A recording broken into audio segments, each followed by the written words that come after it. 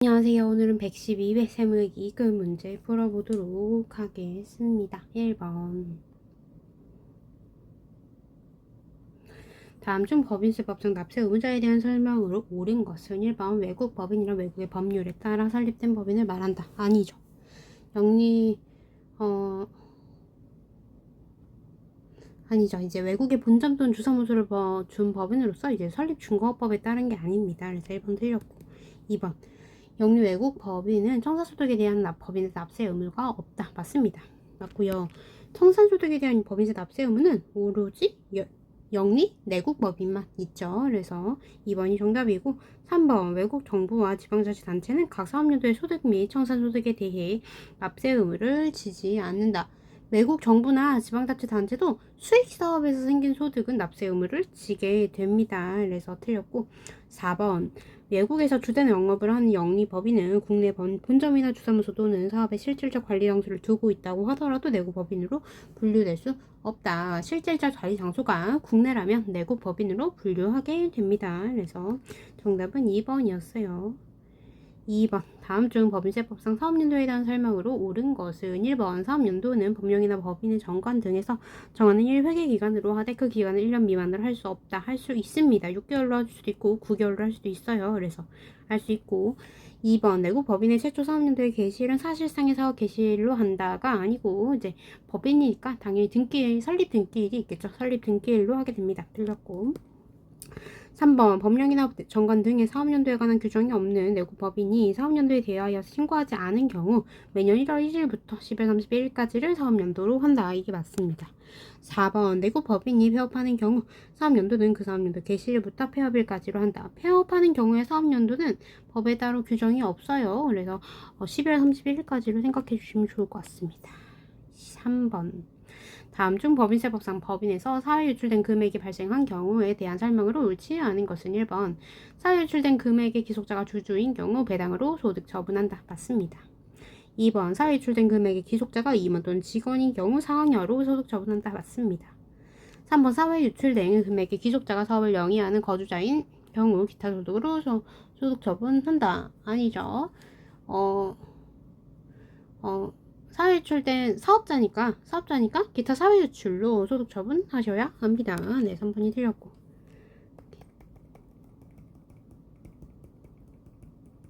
네, 4번 사회 유출된 금액의 기소자가 분명하지 않은 경우 법인 대표자에 대한 상여로 소득 처분한다. 맞습니다.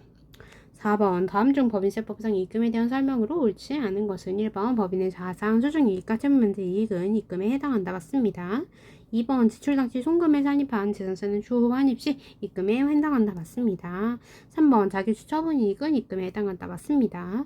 4번 법인이 특별 금액이 없는 개인으로부터 유가증권을 저가 매입하는 경우에는 매 시점의 시가와 그 매가액의 차액을 입금으로 본다. 특수관계 있어야 합니다. 4번이 틀렸죠. 5번 다음 중 법인세법상 송금 불산입되는 벌금 등의 사례로 옳지 않은 것은 1번 전기요금의 납부 지연으로 인한 연체 가산금. 이게 이제 송금이 산입입니다. 이게 송금 산입이 되고요. 2번 업무와 관련해 발생한 교통사고 별가금 송금 불산입이고요. 3번 국민건강보험법에 따라 징수하는 연체금도 송금 불산입이고요. 4번 법인의 임원 또는 직원이 관세법을 위반하고 지급한 벌가금 당연히 송금 불산입입니다. 네, 6번 다음 중 법인세법상 대손충당금을 설정할 수 없는 채권이 아닌 것은 1번 업무와 관련하여 특수관계 없는 자에게 대여한 금액. 이건 대손충당금 설정 가능 채권입니다. 1번이 정답이고요. 다음에 2번 네, 할인어음, 배서용도한 어음. 3번 채무 보증으로 인하여 발생한 구상채권. 4번 특수관계 있는에게 업무와 관련 없이 지급한 가지급금. 네, 대손충당금 모두.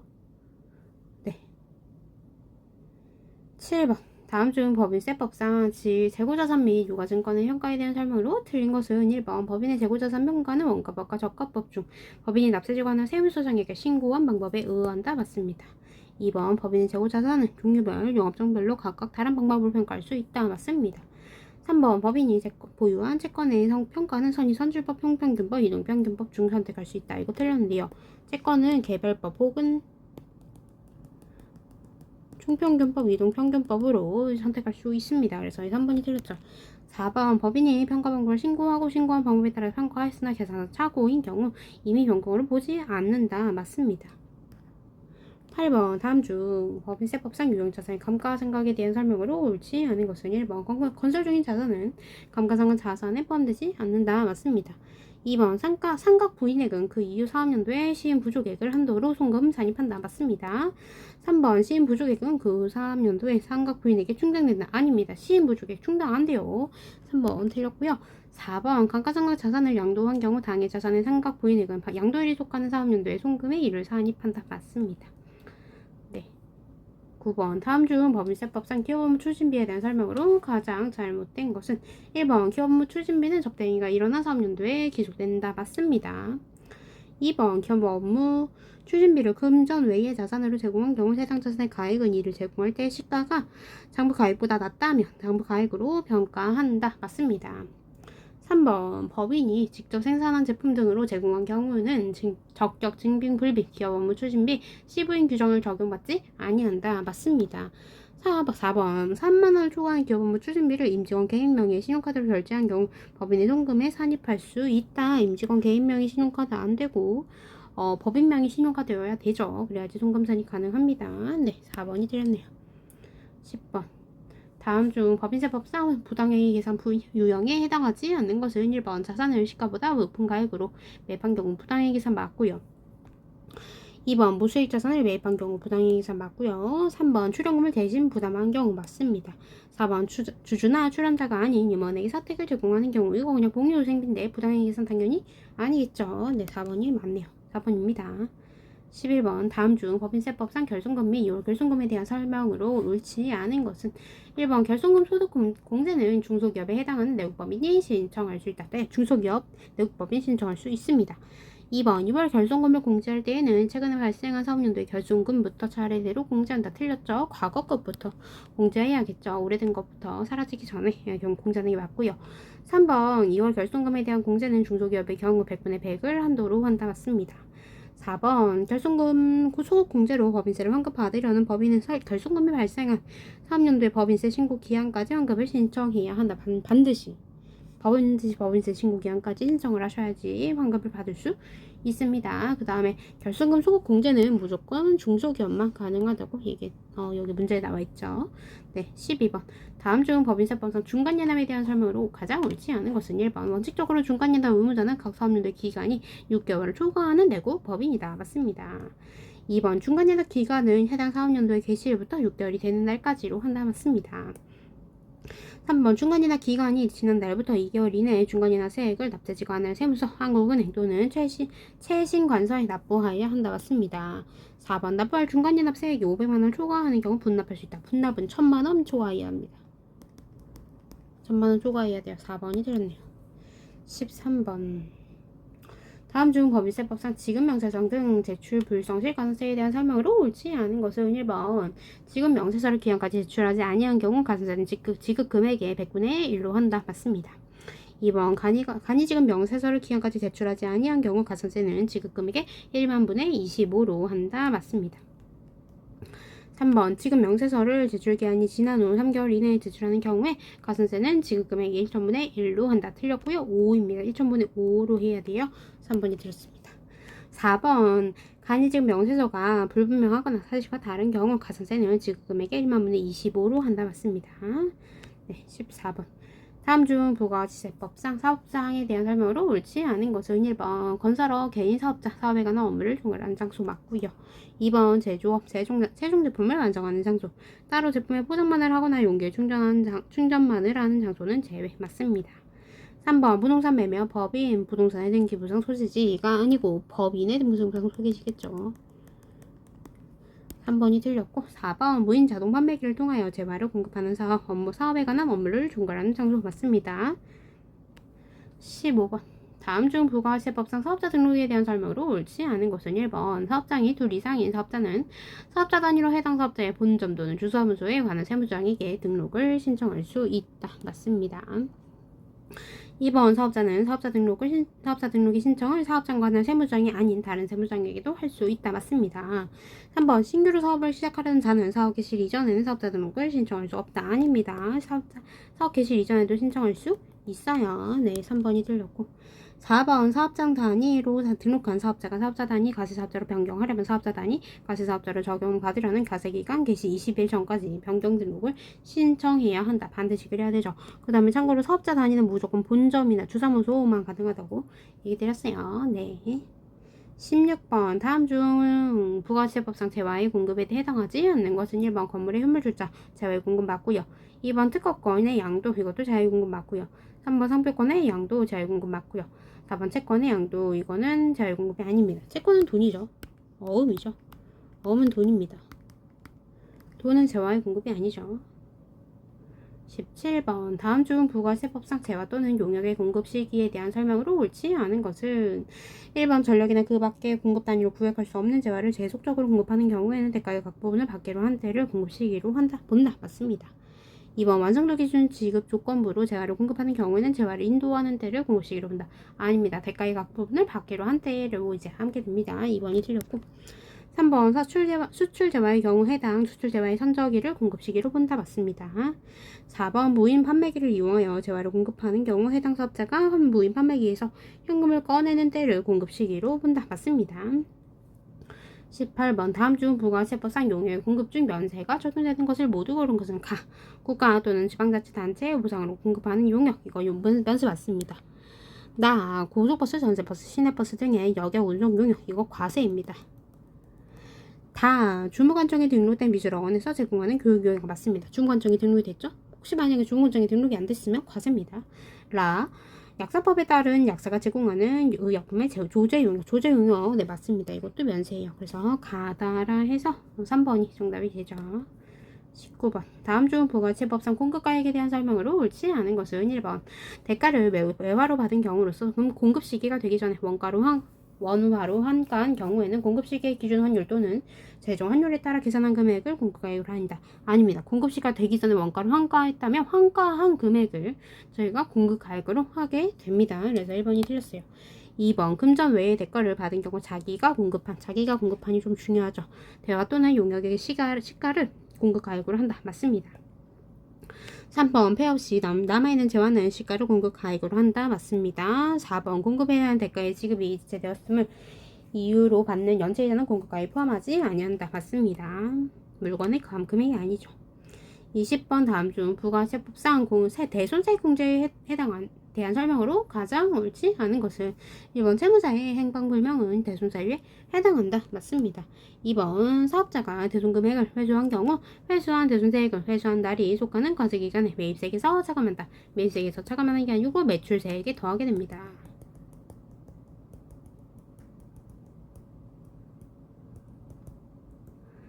(2번이) 틀렸죠? 네, 3번 대손세액은 대손금액의 110분의 10으로 한다. 맞습니다. 4번 대손세액 공제를 적용받으려는 사업자는 대손금액이 발생한 사실을 증명하는 서류를 제출해야 한다. 맞습니다.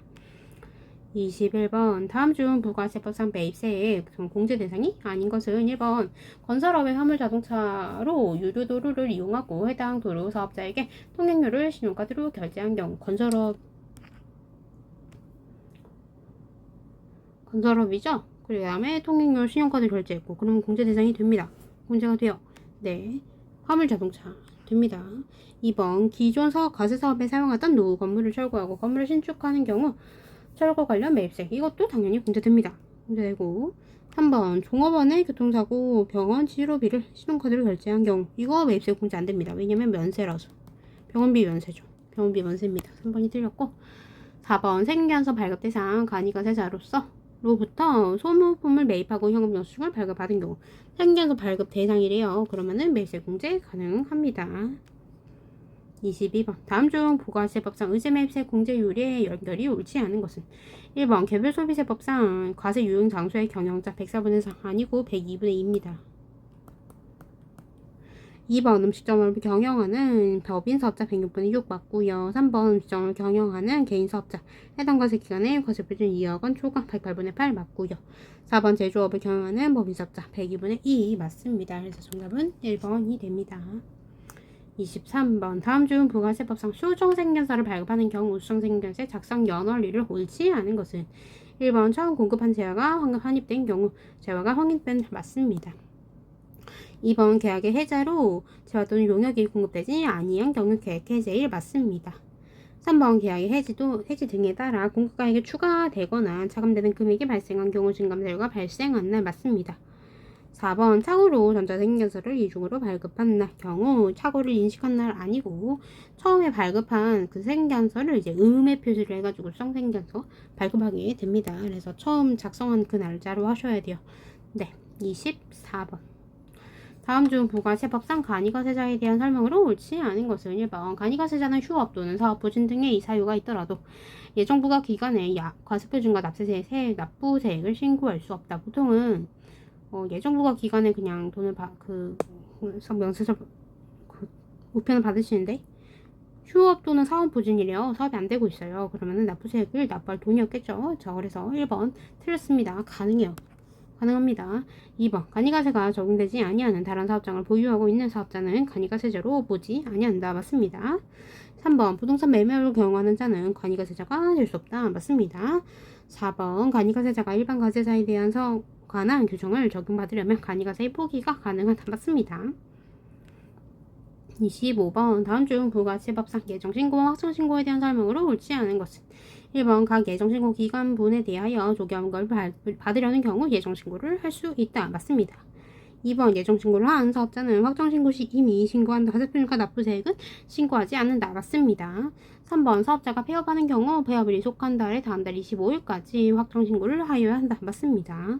4번 예정고지세액이 100만원 미만인 경우 징수하지 아니한다. 네, 소액부징수 예정고지세의 부가세는 50만원입니다. 50만원이에요. 그래서 4번이 틀렸습니다. 네. 세법 2부 가볼게요.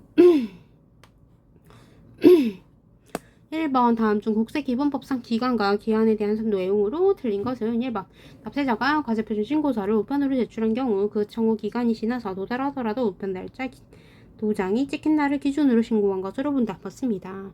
2번 과세표준 신고서를 국세정보통신망을 이용하여 제출하는 경우에는 해당 신고서가 국세청장에게 전송된 때 신고된 것으로 본다. 맞습니다. 3번 신고기한 만료일에 정전, 프로그램의 오류 등으로 국세정보통신망에 가동이 정지되는 경우 그 장애가 복구된 날을 기한으로 한다. 아닙니다. 장애가 복구된 날에 다음 날을 기한으로 하게 됩니다. 네, 3번이 틀렸고 4번 국세기본법 또는 세법을 규정하는 징수에 관한 기한이 공휴일에 해당하는 때에는 그 공휴일 다음 날을 기한으로 한다. 맞습니다. 2번 다음 중 국세기본법상 공시송달의 사유로 가장 옳지 않은 것은 1번 주소 또는 영업소가 국외에 있고 송달하기 곤란한 경우 공시송달 사유 맞습니다. 2번 주소 또는 영업소가 분명하지 않은 경우 공시송달 사유 맞고요. 3번 등기우편으로 송달하시나 수취인 부재로 반송되어 납부 기한까지 송달이 곤란하다고 인정되는 경우도 공시송달 맞고요. 4번 세무공무원이 1회 이상 납세자를 방문해 서류를 교부하려고 했으나 수취인이 부재 중인 것으로 확인되어 납부 기한까지 송달이 곤란하다고 인정되는 경우 세무공무원이 2회 이상 방문해야 합니다. 네, 4번이 틀렸어요. 세무공무원이 2회 이상 방문해야 돼요. 3번 다음 중 국세기본법상 법인으로 보는 단체에 대한 설명으로 가장 옳지 않은 것은 1번 주무관청의 허가를 받아 요건을 갖춰 설립된 법인은 관할 세무서장에게 신청한 신증인을 받지 않아도 법인으로 본다. 맞습니다. 2번 등기되지 않고 공익을 목적으로 출연된 기본재산이 있는 재산은 요건을 갖춘 경우 법인으로 본다. 맞습니다. 3번 단체의 수익을 구성원이 분배하더라도 법인으로 보는 단체에 해당한다. 아닙니다. 단체의 수익을 구성원한테 분배하지 않아야 돼요. 그래야지 법인으로 보는 단체에 해당하게 됩니다. 3번이 틀렸고요. 4번 법인으로 보는 단체의 국세에 관한 의무는 그 대표자나 관리인이 이행해야 한다. 맞습니다. 4번 다음 중 국세기본법상 납세 의무의 성립시기 연결이 옳지 않은 것은 1번 소득세 법인세 과세식 기간이 끝나는 때 맞고요. 네, 2번 부가가치세는 신고 기간이 끝나는 때 아닙니다. 사실 부가가치세, 소득세, 법인세가 과세기간이 끝나는 때 모두 동일해요. 그래서 네, 2번이 틀렸고 3번 상속세 상속이 개시되는 때 맞습니다. 4번 증여세 증여에 의하여 재산을 취득하는 때 맞습니다. 네, 부가치세, 부가치세, 소득세, 법인세 다 과세기간이 끝나는 때가 성립시기입니다. 5번 다음 중 국세 기본법상 국세 부가제적 기간과 국세 징수권의 소멸시효의 비교에 대한 설명으로 가장 옳지 않은 것은 1번 대상. 부가제적 기간은 국가의 부가권, 형성권의 일종이고요. 맞고요. 그 다음에 소멸시효는 국가의 징수권, 청구권의 일종이죠. 맞습니다. 기간 일반 국세 5년, 7년, 10년 맞고요. 5억 원 미만 국세 5년 맞습니다. 3번 중단과 정지제도는 소멸시효한테만 있어요. 존재하고요. 부가제적 기간은 존재하지 않습니다. 3번이네요. 4번 기간 만료의 효과 장래를 향해 부가권 소멸 맞습니다. 맞고요. 기간일로 소급하여 징수권 소멸 맞습니다. 6번 다음 중 국세 기본법상 수정신고와 경정정보에 대한 설명으로 옳지 않은 것은 1번 과세표시 신고서를 법정 신고기한까지 제출한 자는 수정신고를 할 수 있다. 맞습니다. 2번 과세표시 수정신고서를 제출하는 납세자가 추가 자진 납세하는 경우 자진 납부하는 국세와 함께 가산세를 추가 납부하여야 한다. 맞습니다. 3번 기한 후 과세표준 신고를 한 경우에도 경정정보의 대상이 된다. 맞습니다. 4번 경정의 청구를 받은 세무서장은 그 청구를 받은 날부터 3개월 이내 결정 또는 경정 여부를 통지하여야 한다. 3개월 아니고 2개월입니다. 네, 4번이 틀렸죠. 2개월 이내 경정 청구 여부 통지해야 돼요. 7번 다음 중 국세 기본법상 납세 의무의 승계와 연대 납세 의무에 대한 설명으로 가장 틀린 것은 1번 상속인은 피상속인의 국세 및 강제 징수비를 상속으로 받은 재산의 한도 내에서 납부할 의무를 진다. 맞고요. 2번 피상속인에게 한 처분 또는 절차는 납세 의무를 승계한 상속인에 대해서도 동일한 효력이 있다. 맞습니다. 3번 연대납세 의무자 중 1인이 전액을 납부했을 경우 타 연대납세 의무자의 납부 의무는 소멸된다. 맞습니다. 4번 납세 고지에 관한 서류를 송달할 때 수인의 연대납세 의무자 중 그 대표자 1인에게만 하여도 송달의 효력이 있다. 틀렸는데요. 연대납세 의무자 전체한테 다 송달해야 돼요. 네, 납세 고지에 대한 서류를요. 그래서 4번이 틀렸습니다. 8번 사업을 영위하는 김토지 씨가 종합소득세를 신고하지 않아 관할 세무서장이 고지서를 발송하였는데 김토지 씨가 이를 체납하여 소득세 관할 세무서장이 김토지 씨의 소유 토지를 압류하여 매각하였다. 국세 기본법상 우선순위를 바르게 나열한 것은 가 소득세 등 고지서 발송이 2024년 4월 10일 고지세에게 납부기한이 지난 날 2024년 5월 10일 이럴 때에는 법정기일이 4월 10일입니다. 네. 해당 토지에 설정된 저당권에 의해 담보되는 채권, 저당권 설정이 2024년 3월 10일. 김토지 씨의 사업자에 종사하는 근로자들의 임금 채권, 최종 3월분 임금. 최종 3월분 임금이 가장 첫 번째 우선순위죠. 다가 정답이고. 그 다음에 이제 날짜를 비교하는 거예요. 4월 10일, 3월 10일이죠. 빠른 날은 나네요. 빠른 날은 나, 그 다음에 가. 이렇게 되게 됩니다. 그래서 정답은 1번입니다. 9번. 다음 중 국세 기본법상 가산세에 50%를 감면을 적용하지 않는 경우는 1번 법정 신고기한이 지난 후 3개월 초과 6개월 이내에 수정신고 한 경우 맞습니다. 50% 감면. 2번 법정 신고기한이 지난 후 3개월 초과 6개월 이내에 기한 후 신고를 한 경우 기한 후 신고는 100분의 20 감면입니다. 20% 감면이에요. 2번이죠. 3번 세법에 따른 제출 신고 가입 등록 해설의 기한이 지난 후 1개월 이내에 해당 세법에 따른 제출 등의 의무를 이행하는 경우 맞습니다. 50%고요. 4번 과세전적부 심사의 결정 통지 기간에 그 결과를 통지하지 아니한 경우도 50% 감면입니다. 10번 다음 중 국세 기본법상 조세 불복에 대한 설명으로 옳지 않은 것은 1번 감사원법에 따라 심사 청구를 한 처분에 대해서는 불복을 청구할 수 없다. 네, 불복을 청구할 수 없고요. 이제 소송 가셔야 됩니다. 소송. 2번 상속세 및 증여세 세목에 대해서는 구선대리인의 선정을 신청할 수 없다. 맞습니다. 3번 청구서의 보정기간은 심사 청구 기간을 산입하지 아니한다. 맞습니다. 4번 제2차 납세 의무자로서 납부고지서를 받은 자는 이해관계인으로서 불복을 청구할 수 없다라고 되어 있는데 있습니다. 불복 청구할 수 있어요. 이해관계자이지만 당사자급이죠. 네, 납부고지서를 받았으니까요. 네, 11번 다음 중 국세기본법상 납세자의 관리에 대한 설명으로 가장 옳지 않은 것은 1번 세무공무원은 조사 대상, 세목 업종, 규모, 조사 난이도 등을 고려해 세무조사 기간이 최소한이 되도록 관리한다. 맞습니다.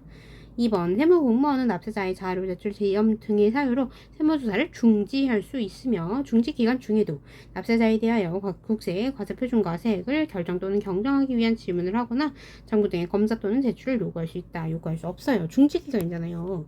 세무조사를 중지했는데 물어보면 안 되겠죠. 네. 3번 세무조사 결과에 대한 서면 통지를 받은 자는 과세전적부 심사를 청구할 수 있는데 납기 전 징수 사유가 있는 경우는 과세전적부 심사를 청구할 수 없다. 맞습니다. 4번 세무조사의 사전 통지를 받은 납세자가 납세자의 장기 출장 등으로 세무조사 받기가 곤란한 경우 세무조사를 연기해 줄 것을 신청할 수 있다. 맞습니다. 12번 다음 중 소득세법상 납세 의무자와 납세지에 대한 설명으로 가장 옳지 않은 것은 1번 국외에서 근무하는 대한민국 공무원은 거주자로 본다. 맞습니다. 2번 비상속인의 소득금액에 대한 소득세는 그 상속인이 납세 의무를 진다. 맞습니다. 3번 국내에서 거주를 둔 기간이 1가세기간 중 183일 이상인 경우에는 거주자로 본다. 맞습니다. 4번 국내 사업장이 없는 경우 비거주자의 소득세 납세지는 거소지로 한다. 아닙니다. 국내 원천 소득이 발생하는 장소로 해요. 원천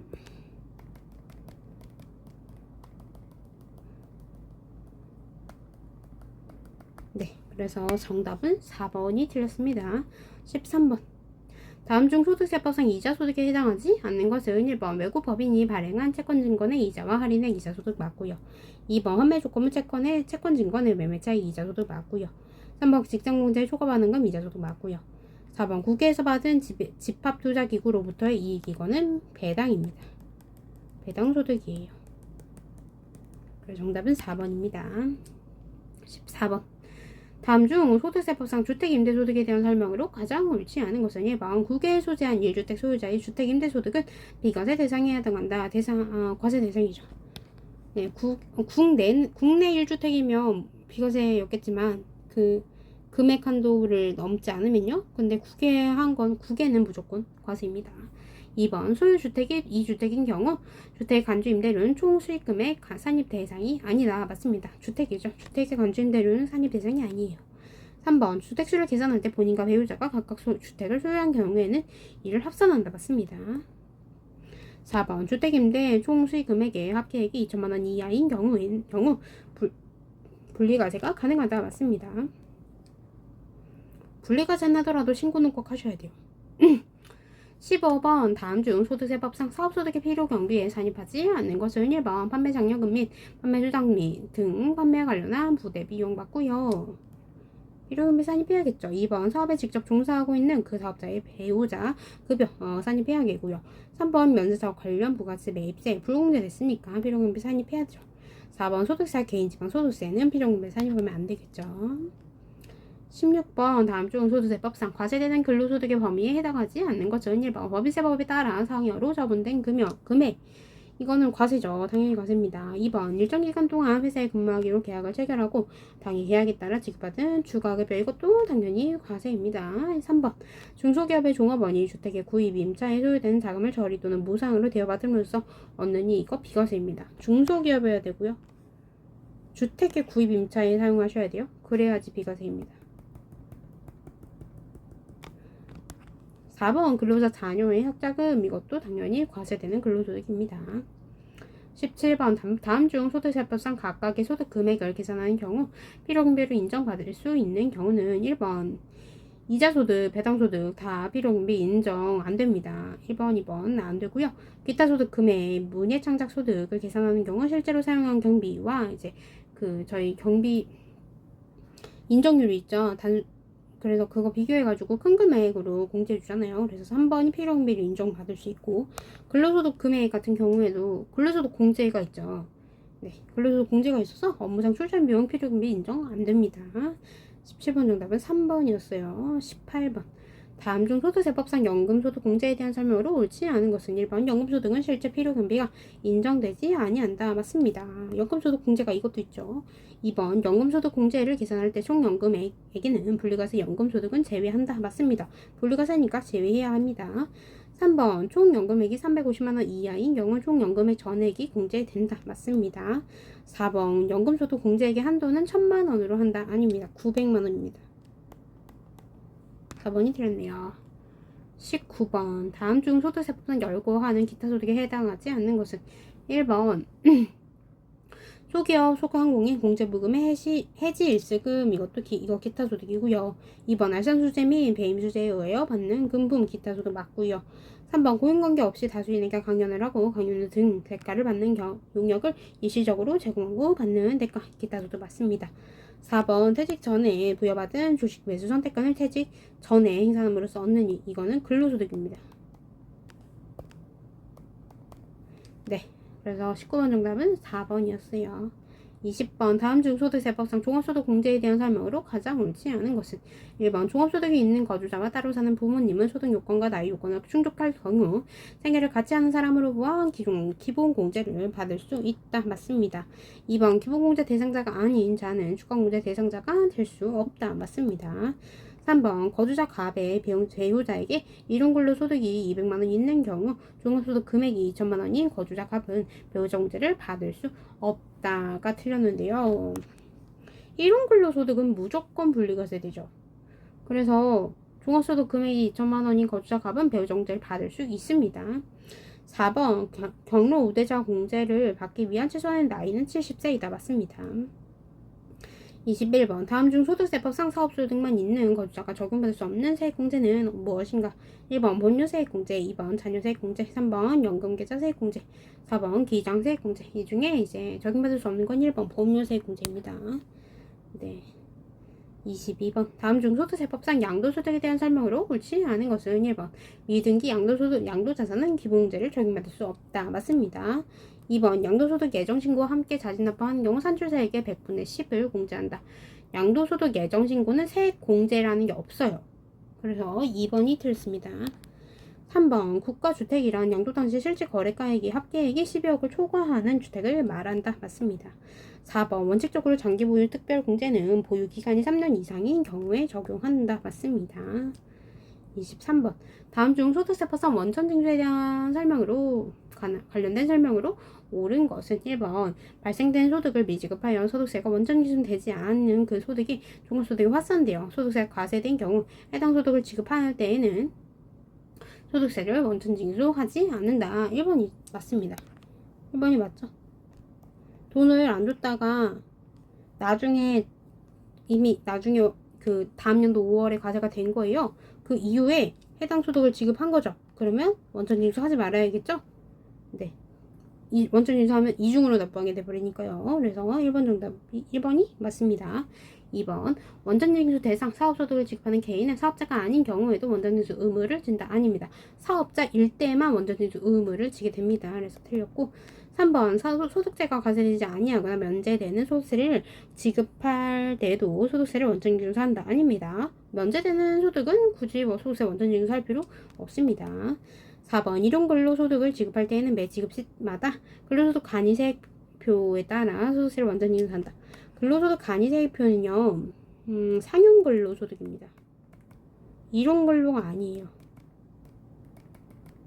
틀렸고 참고로 일용근로소득은 식이 있죠. 일당 빼기 15만원 이게 이제 근로소득 공제이고요. 곱하기 6% 이게 이제 세금이고 곱하기 1-55% 계산하면 이게 이제 근로소득 세액 공제입니다. 그래서 이 시기에 따라서 원천징수 하는 거지 근로소득 간이세액표에 따라서 원천징수 하는 건 아니에요. 그래서 기억하시면 구분해서 알고 계시면 좋을 것 같습니다. 24번 다음 중 소득세법상 소익부 징수로 규정된 금액으로 옳지 않은 것은 1번 중간연합세 50만원 미만인 경우 맞습니다.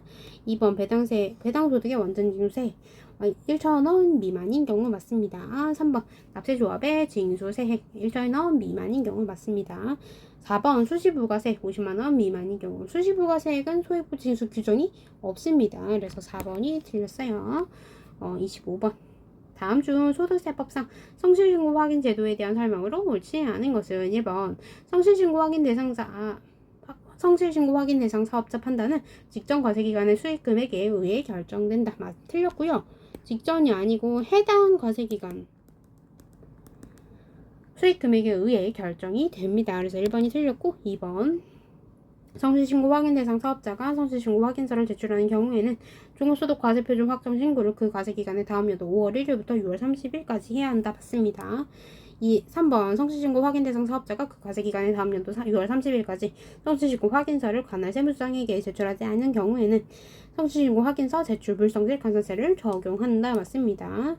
4번 세무공무원 정기선정에 의한 조사 외에 납세자가 성실신고 확인서의 제출 의무를 이행하지 않은 경우에도 세무조사를 할 수 있다. 맞습니다. 네, 그래서 오늘은 112회 세무회계 이익금 문제 풀어봤고요. 오늘도 고생 많으셨고 다음에 또 뵙도록 하겠습니다. 감사합니다.